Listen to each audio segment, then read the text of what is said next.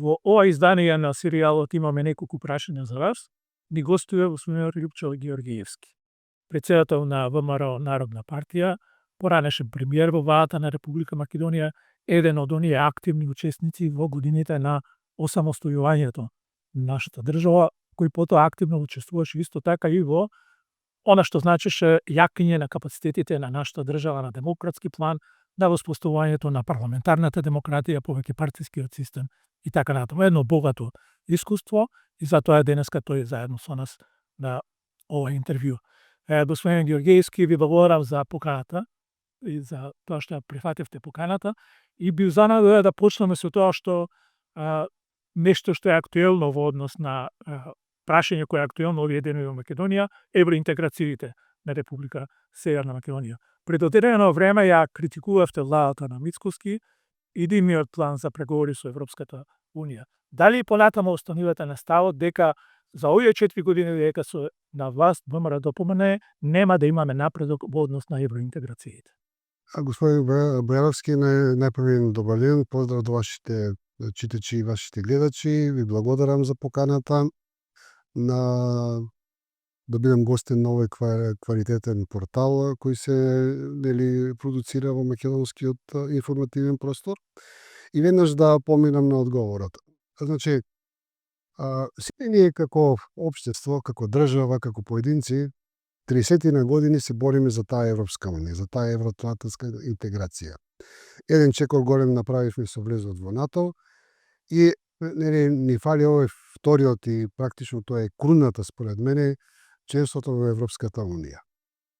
Овој скептицизам кој ни се продаваше и имаше нели оправдани причини дека Европската унија де факто не сака да се проширува на Западен Балкан, веќе не може никој да го брани затоа што гледаме дека Европската унија јасно ги наведува датумите на влезот на Црна Гора и на Албанија во Европската унија. Значи, ако сакаме да бидеме загрижени граѓани на оваа држава, независно од партии, идеи, идеологии, јас сметам дека иднината, добрата иднина, квалитетната иднина и заеднички интерес на сите, не можеме да не си го поставиме прашањето кај сме ние на тој пат на Европската унија. Служаме фраза дека Македонија многу дала на овој пат, точно, се согласувам дека Македонија е една од државите кои најмногу дала на овој пат за Европската унија. И сега проблемот е што кога и не се бара толку многу од нас, ние одеднаш ја кочиме сами работата. Значи, ние имаме на ситуација каде што пред нас е еден предлог од Европската унија, ние многу често го нарекуваме тој француски предлог, кој многу е јасен, многу е прецизен и не знам какви се филозофии треба да се тука кажуваат за да се оди контра тој предлог. Во таа насока не смееме да заборавиме дека тој француски предлог практично де факто беше поништување, и ние многу малку го коментираме тоа во Македонија, поништување на една ригидна позиција на бугарската политика со оној, како да кажам, непријатен предлог до 45-та година нели сте биле бугари, од 45-та година сте македонци, кој беше усвоен од бугарскиот парламент. Многу малку се дава значење во Македонија дека францускиот предлог практично го ја поништи таа идеја. Го поништи тој предлог затоа што пак за францускиот предлог се гласаше исто така во бугарскиот парламент. И наместо да се толкува тоа како една победа, ние го тоа толкуваме како пораз. Не знам од кои причини, најверојатно дневно-политички причини на почетокот, меѓутоа после стана дел од нашата блокада. И за жал, ако Бугарија еволуираше во таа позиција и гледаме дека после францускиот предлог провокативните позиции од страна на бугарски политичари дури се сведени на некој минимум. Ние, освен некои поединци кои дури може да се набројат, ние не гледаме веќе некоја реторика негативна од бугарска страна. Од наша страна ние дури имаме еволуција на некои позиции, како што да речеме, на почетокот беше не ни пречи бугарите да влезат во уставот, меѓутоа проблем се протоколите, па подоцна имавме еволуција и бугарите не се проблем, и самиот влез на бугарите во уставот не се проблем, и протоколот ни е проблем, па до најновата позиција која сега ја слушам во последните месец-два, кај што ние наметнуваме услови на Европската унија и на Бугарија, кај што нели ние бараме ако сакаме да продолжиме во Европската унија, Бугарија треба да признае нели организации на македонците во Бугарија или пак Европската унија треба да ни даде некои не знам какви гаранции за нашиот идентитет. Значи ние сме сега тие кои поставуваме услови на Европската унија де факто, ако сакаме да одиме понатаму. Сето тоа зборува дека во оние кои се главни за и одговорни за нашиот пат кон Европската унија во овој момент, освен ако не се случува нешто зад кулисите, што не го знаеме, значи нема сериозна политика да се пробие оваа последна стапка и да почнеме со нашата финална евроинтеграција. Тоа според вас е причина за ваквиот став на актуелната влада. Во што се состои овој континуиран и како што вие го нагласувате тоа, дури и поекстремен начин на спротивставување на францускиот превод? Па гледате, јас мислам дека има две причини. Првата причина е што можеби на самиот почеток, верувам така да биде, дека тоа почна како демна политика. Нели, СДСМ се на власт, тие спроведуваат една политика, ние сме опозиција, дајте контра. Тоа не е прв пат и не е прва тема, така да функционира Македонија, нели? Тоа што го кажува власта, опозицијата е против и обратно, не. Тоа е на штета. Тоа е на штета на националните интереси, за жал, да, така е. Значи, јас многу често го спомнавам овој пример со Северна Македонија, сега се 99 или 2000 година, кога јас бев спремен да влезем со Северна Македонија, СДСМ направи тогаш една акција како Северна Македонија, окей, не сакате Северна Македонија, почекавме 20 години, дојде време СДСМ да го спроведува тоа што можеше некој друг да го направи. Таа е ситуација некако, така почна и овде со овој проблем. Меѓутоа, веќе, знаете, ајде, изборите беа, поминаа, победија, таа реторика од македонска страна, од страна на владината политика продолжи и не само што продолжи со исто темпо, туку еве со овие најнови ставови, кај што ние поставуваме услови на другата страна, ако сакате да влеземе во Европската унија, треба да го направите тоа и тоа, ака сега малку ако се разбираш од политика, ќе речеш, чекајте сега, и си негде, да речеме, во Брисел, не во Софија. Во Брисел ако седиш, ќе речеш, овие сега се зафркаваат со Европската унија, нели така? Во таа насока, не знам, јас во последно време зборувам за тоа се. Не гледам дека тоа се проширува во македонската јавност, затоа што како на таа тема да има една мало ембарго, меѓутоа гледам веќе одредени политичари изборуваат за тоа, да речеме господинот Пендаровски и некои други, нели, вака политичари се почесто и почесто, дека како да сакаат многу да се допаднат на српската политика, како да сакаат да се допаднат многу на српскиот свет. Не би можел да кажам дека се некоја, како да кажам, под директна контрола, меѓутоа очигледно тоа додворување на српската политика, на целата таа политика, Македонија да биде зад Србија секогаш, односно тоа е де факто резултатот на тоа. Дали е тоа свесно или несвесно, резултатот де факто е тоа. Да, ја малку подоцна ќе разговарам и за ова малку поподробно, но чисто за да го заокружиме ова прашање околу отпорот на актуелната влада да го прифати тоа што францускиот предлог и да се откочи овој процес, нели е тоа на некој начин, мене ми се чини дека на некој начин се билда, се гради некаква внатрешен рейтинг, се прикажуваме како, односно партијата на власт, се прикажува како чувар на некакви интереси и билда некаква партиска сила внатре, за сметка оно што го спомнавме на националните интереси. Гледайте, господин Баровски, на тој, како да кажам, македонски национализам сме сведоци, нели, од ранните 90-ти години па до денеска. Некогаш можеби тој македонски национализам, да кажам, се оправдувам себе, бил оправдан кога правевме самостојна држава. Нели, имаш Југославија, треба да се распадне таа држава, треба да направиш самостојна Македонија. Како да кажам, идејата е голема, влогот е голем и тој национализам е некако оправдан.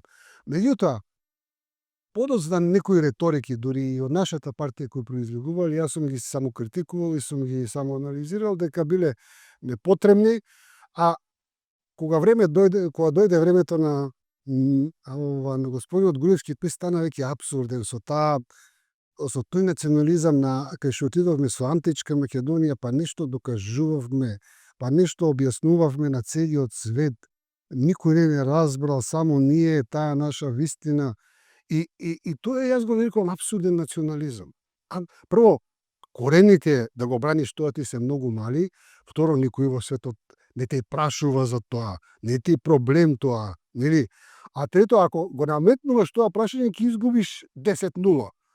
Значи, нема спот. Сега, некако тој национализам сега е рационален, продолжува и понатаму. Кога ќе го погледнеме, еве и албанското прашање, мислам дека во овој момент можеме да зборуваме Заев на некој начин, па дури и кај Груевски тоа се гледаше.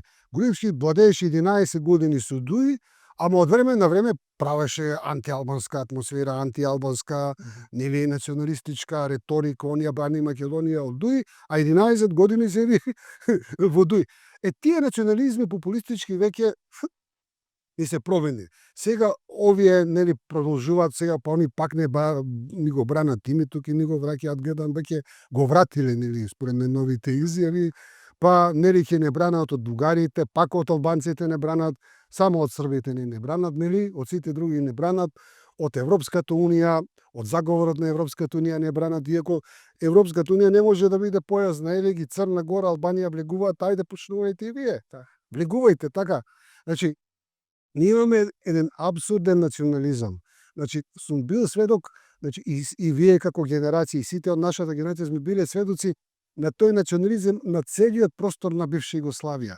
Ние видовме дека најекстремните националисти изгубија највеќе за сопствените држави. Класичен пример е Милошевиќ. Никој не може да му одрекне на Милошевиќ дека не бил српски националист. Да, ама кој беше резултатот на тој на неговиот национализам? Ние истото не се случува. Ние сме сега како влада, како структура која поддржува многу националисти, многу ја браниме Македонија. Ама каде е Македонија у целата приказна? Македонија губи.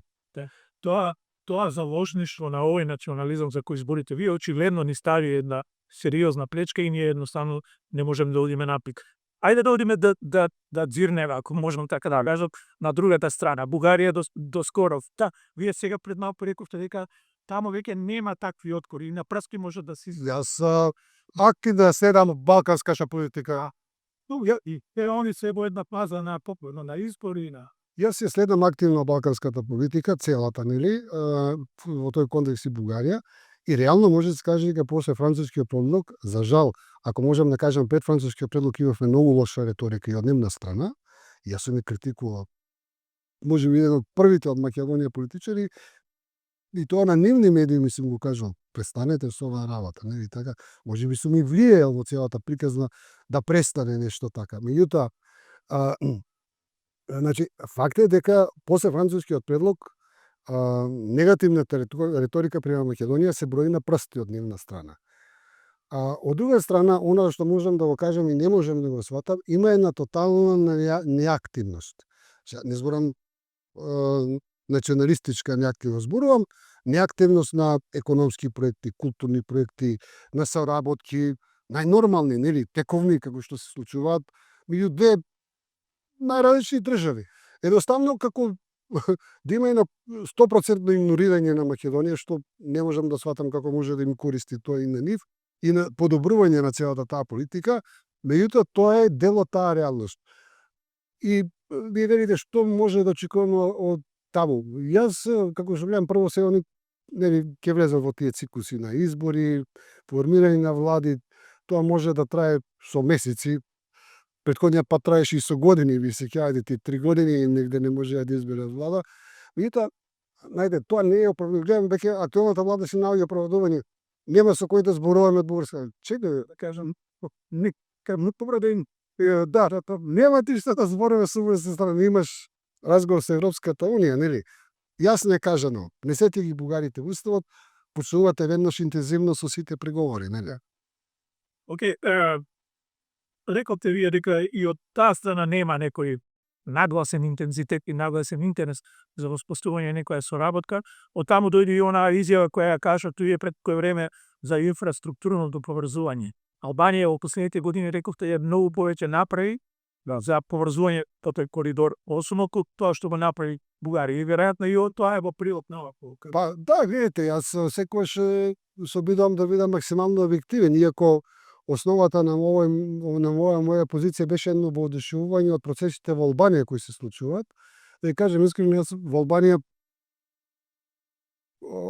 пред 25 години кога бев, тоа беше една слика која сите можеби ние ја паметиме, ако не сте биле директно, јас сум бил и директно тогаш.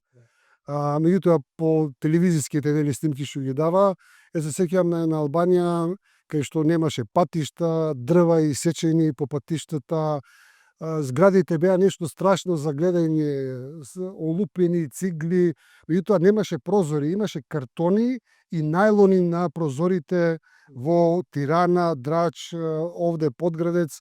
Тоа беше една страшна слика и после имав една пауза од можеби 16-17 години кај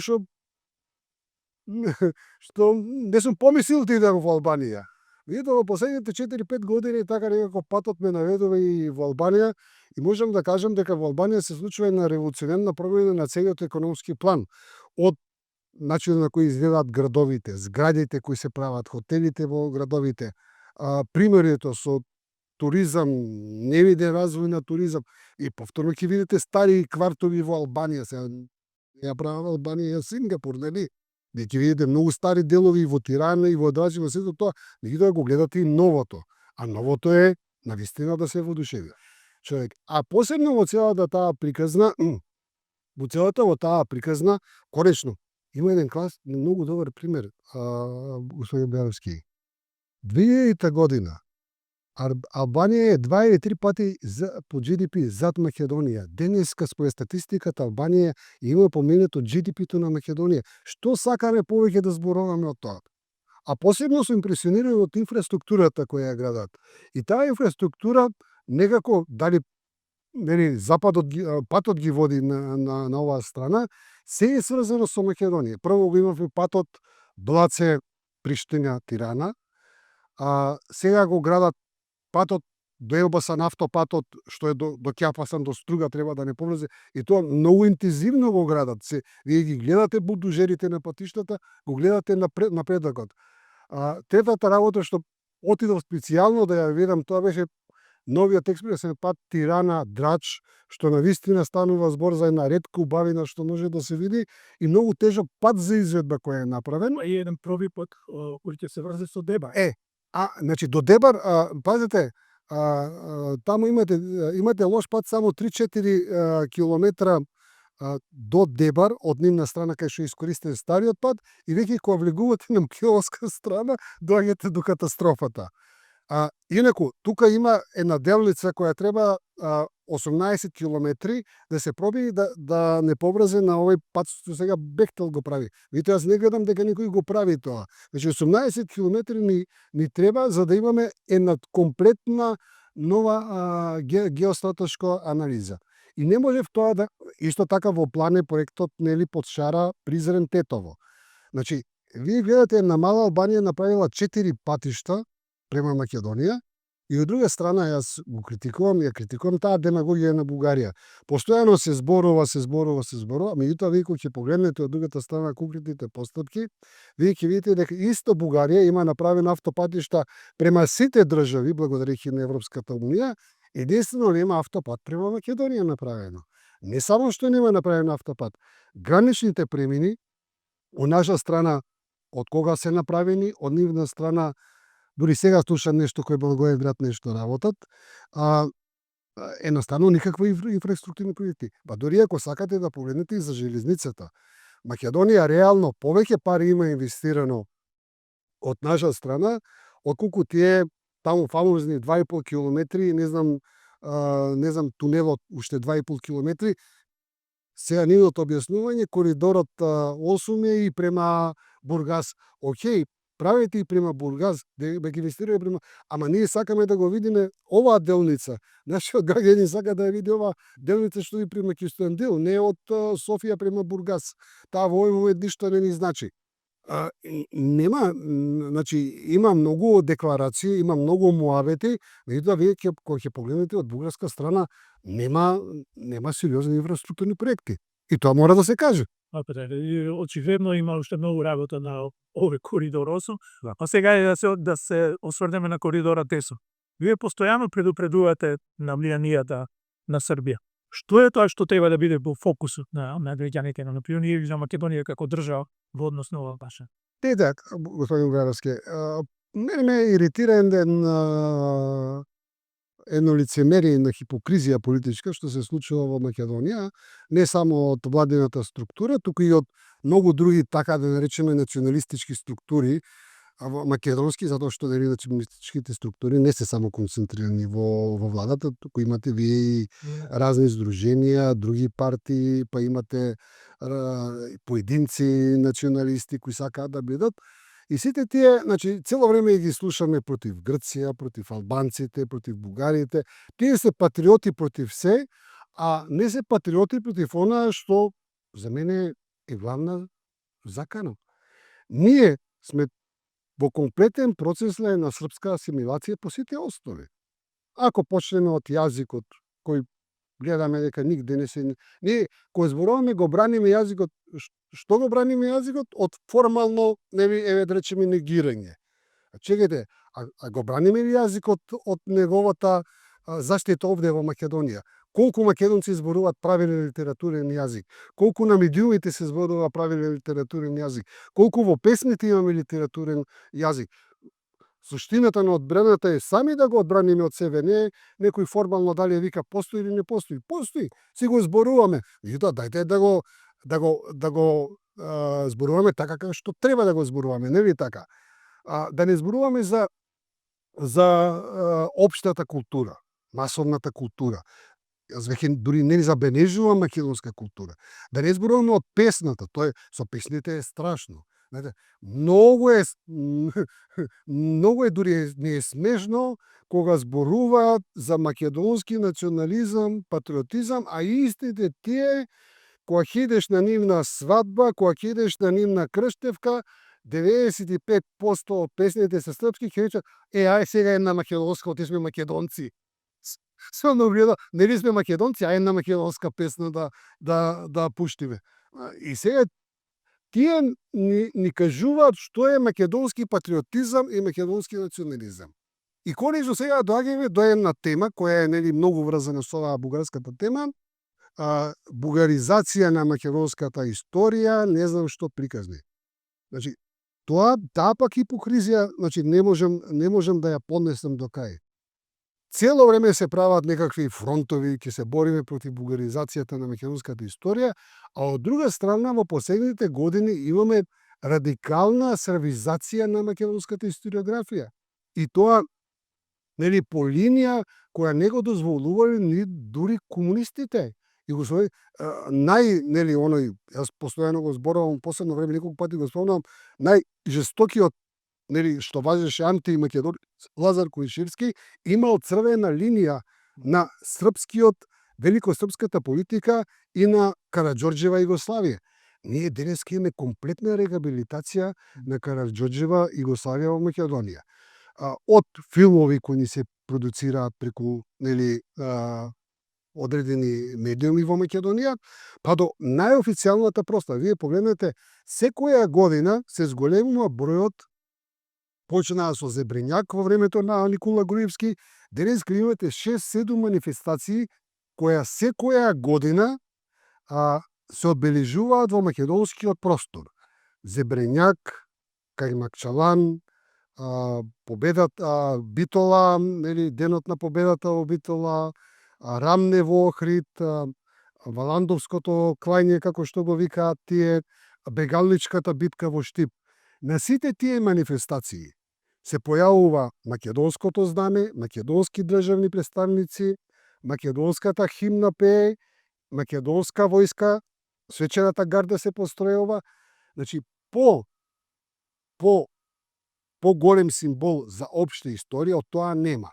Значи, јас мислам дека во овој момент македонската почесна гарда повеќе се постројува на српски празници отколку на македонски празници. И сега вие изборувате се браниме против бугарската историја. Па чекајте сега малку, се кого правите луди вие во оваа држава? На крај краишта. На крај краишта. На тие настани имаме узурпација не само на македонската историја, туку и на македонската денешно, затоа што таму се употребува терминот Јужна Србија, Стара Србија, ослободување на Стара Србија. И никој не реагира од сите тие патриотски структури. Никој не е патриот за тоа. Добро, да, овие укажувања се и фактографски, така да ви кажам. Ајде да погледнеме сега на југ малце, односите со Грција. Ке успееме ли да го одржиме партнерството со Грција Костет Беспа? Особено со овие од време на време постојани предизвици што ги прави активно да вратат во влада во однос на Сега, како да ви кажам, ова не е малку трагично затоа што зависи од политиката, еднината, ние дури малку стануваме смешни. Ако го менуваш името, поднеси амандман во парламентот, смени го уставот, смени го името, не знам што друго да објаснувам, нели така. Знаеме како сега, знаете, објаснувањата на некои владини представници се како, не знам, за како целиот народ да се праводеленци, нели така, или ништо не разбираат од политиката. Значи, знаеме како се менува уставот, така? Поднеси амандмани, смени го уставот, врати ја топката назад, повторно биди херој, ти си го вратил името, сме го спасили името, сите тие приказни на кои се наслушавме во сите тие години, не знам зашто има потреба од ваква реторика. А сега, пазете што е најинтересно. Нивниот главен проект за кој зборувате, нели, брзата железница што треба да биде меѓу Грција и Србија преку Македонија. Ај сега, како ќе ја правиш таа брза железница ако Грција не треба да се согласи? Како ќе го правиш тоа? Не можам да го сватам целата таа приказна. Да се осврнем сега малце на економската состојба во државата. Претпоставам дека ги следите тие дебати и дискусии. Наскоро беше донесен буџетот, опозицијата укажува на големите задолжувања нови, на дупките во буџетот што се појавуваат, на заканите кои се однесуваат визави пензискиот фонд и социјалните трансфери. Бе, сега ќе ви кажам еден пример. Сега кој што видов, само задолжувањата на Македонија за буџетот да може да функционира се негде околу милијарда евра. Јас кога бев премиер 2000 година, значи тоа е пред 20 и колку години, целиот буџет беше милијарда евра. Значи тоа е само еден критичен пример како некои бројки се случуваат. Меѓутоа, она што е поважно, знаете што, јас постојано, значи тоа повеќе пати сум го истакнал, мислам дека и други припадници на оваа многу јасна европска линија.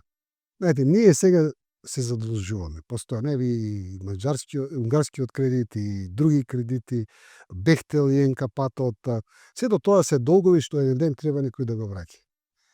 Погледнете ја Бугарија, погледнете ја Романија, погледнете Грција, да не ја зборуваме, Хрватска, значи, тие исто градат, ама градат со гратиси, се европски пари. Никој нема да ги враксе тие пари од граѓаните. Знаете, ние сега, знаете, веќе долго тушам идната година ќе стигне до 11 милијарди.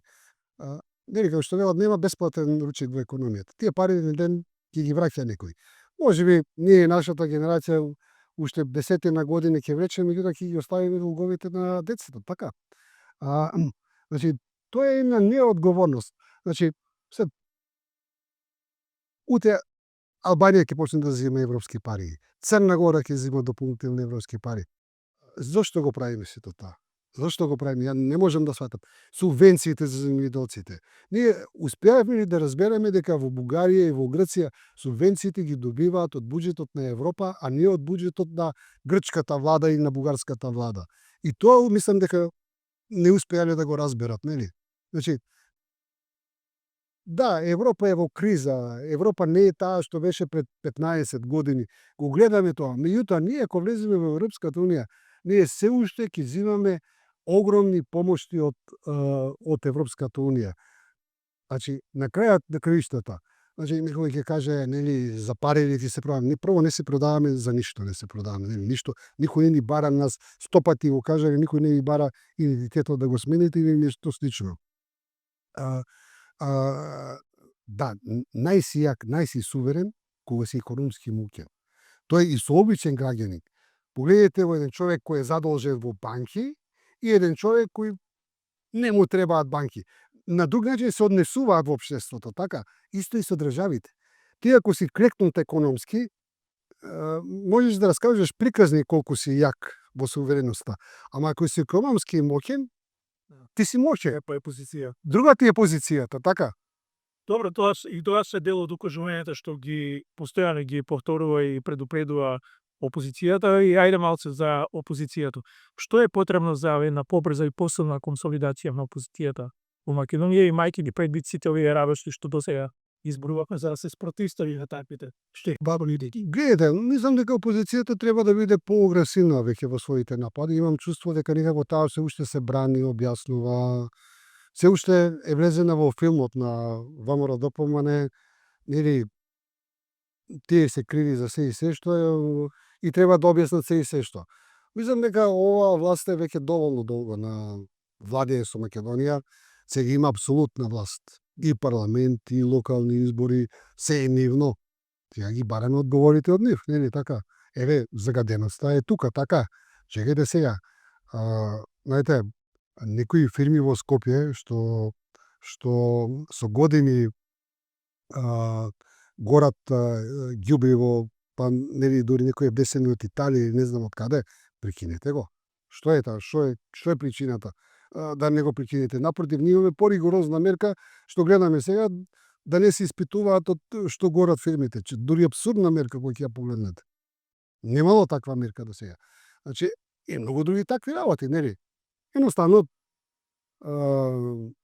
мислам дека тоа е тоа што фали, да се помине од пасивност во една по-агресивен настап, да се бараат прашања од власта.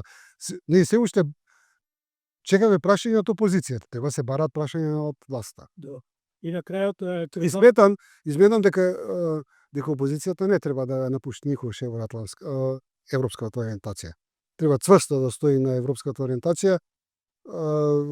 Знаеме дека популизмот се уште функционира во многу структури и тие популистички структури полека ќе почнат да се бараат прашања за економските одговори, а сметам дека на крај краишта сите влади на крајот се гласа за нив или се гласа против нив од економската ситуација.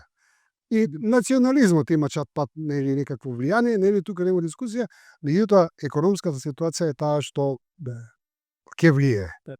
На крајот едно прашање кое се однесува на Груевски, го споменам неколку пати, се вели или да речеме опозицијата постојано го повторува тоа дека со ВМРО-ДПМН управува Груевски од Будимпешта. Што мислите вие за тоа? Има ли сентимент уште во ВМРО за Груевски? Гледате, јас мислам дека тоа прашање го одговорив тогаш кога сеќавате во времето на СДСМ кој излезе таа афера дека СДСМ преговара, се точно не знам која година, преговара за враќање на Никола Груевски за да подражат гласање за овие францускиот предлог. И тогаш имаше многу спекулации, едни од првите кои реагираа против тоа беше ВМРО-ДПМН, нели? Сеќавате на тоа и јас реагирав тогаш со два коментари, сега би ви одговорил истото тоа. Првото одговор ми беше Никола Груевски го доби очигледно тоа од ВМРО-ДПМН што тој не ми го направи самиот. А второ, дека јас сметам дека ВМРО-ДПМН денешното има одговорност, посебно луѓето во тоа ВМРО-ДПМН има одговорност према Никола Груевски и треба да направи нешто за него. Одговорност затоа што тој човек им даваше 11 години власт на тие луѓе. Тие луѓе што денеска вадиат со ВМРО-ДПМН се луѓе кои 11 години Никола Груевски им даваше власт. Значи, ако им даваше 11 години власт, зарем немаат некаква морална одговорност према тој човек да му помогнат, нели така? Јас сметам дека, сега како да кажам, не од правен аспект, зборам од морално-политички аспект, дека ВМРО-ДПМН има некаква одговорност према него. А Затоа не беше обнова врањето за текстик. очигледно дека кај нив светите, страхот од неговото враќање се поголеми. Така што реално сметам дека Никола Груевски не управува со нив. Мислам дека повеќе се работи за реален проблем, за реален проблем. Меѓутоа сметам дека тоа е срам за ВМРО да помине. Чекајте, тие таму луѓе 11 години се колнеа во неговото име.